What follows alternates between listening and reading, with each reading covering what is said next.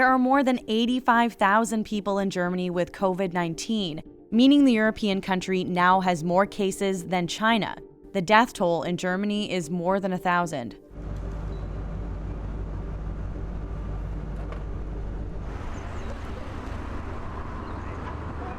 Prince Charles opened up a new hospital in London on Friday. The Nightingale Hospital was built in just 9 days and is designed to eventually house thousands of extra beds for coronavirus patients.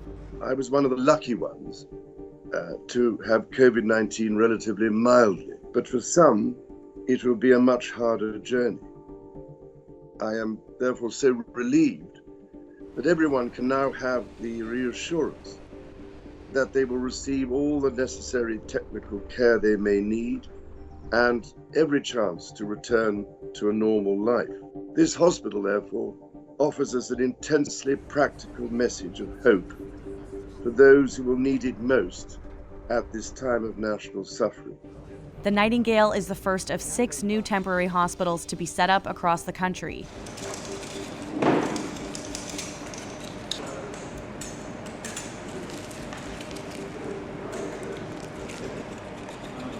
Volunteers in Malaysia have been making acrylic shields to protect the faces of frontline workers. This is after they saw calls on social media asking people to make protective gear. Other people have been preparing fresh meals to feed frontline workers doing overtime in hospitals and clinics. The objective is to recognize the frontliners who are sacrificing their time, risking their lives just to keep us all safe. And I know it's not a very comfortable thing wearing all those suits, and we also found out that they have an issue with getting meals. In fact, many of them were just living off coffee.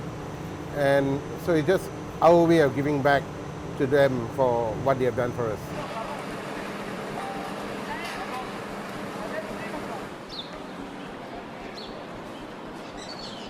Police in Israel put up roadblocks on Friday to enforce a lockdown of an ultra-Orthodox Jewish city, where there's a big outbreak of COVID-19. Medical experts say the city alone could soon account for up to 30% of cases in the entire country.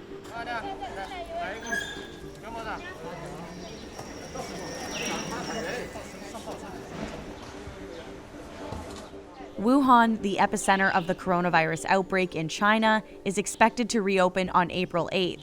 The latest data shows that there are 0 new infections in Wuhan, but top officials worry that they could see a second wave of infections.